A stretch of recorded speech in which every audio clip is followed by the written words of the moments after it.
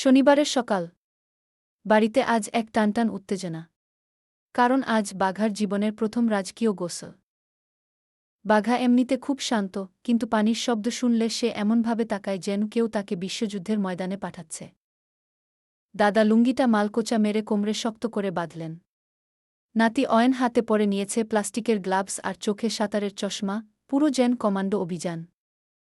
দাদা গম্ভীর গলায় বললেন, অয়ন, মনে রাখিস, বিড়াল বাঘের মাসি হতে পারে, কিন্তু আজ আমরাই বাঘ। অভিযান শুরু হল।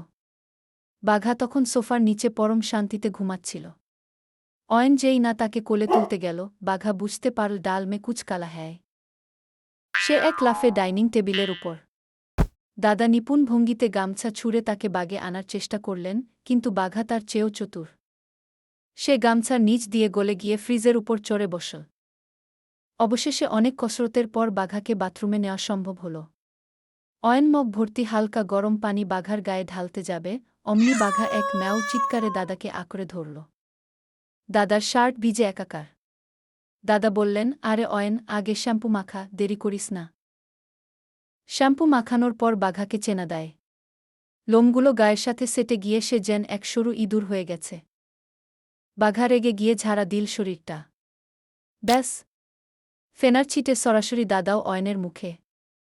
অয়ন চশমার উপর ফেনা নিয়ে হাসতে হাসতে বলল, দাদু, আমরা বাঘাকে গোসল করাতে এসে নিজেরাই জলহস্তি হয়ে গেলাম। শেষমেশ বাঘাকে তোয়ালে দিয়ে পেঁচিয়ে যখন বাইরে আনা হল, সে তখন রাজকীয় মেজাজে ড্রায়ারের সামনে বসে। দাদা নিজের ভেজা শার্ট নিংড়াতে নিংড়াতে বললেন, ওরে বাঘা, পরের বার তোর গোসলের আগে আমাকে লাইফ জ্যাকেট কিনতে হবে। অয়ন আর দাদা একে অপরের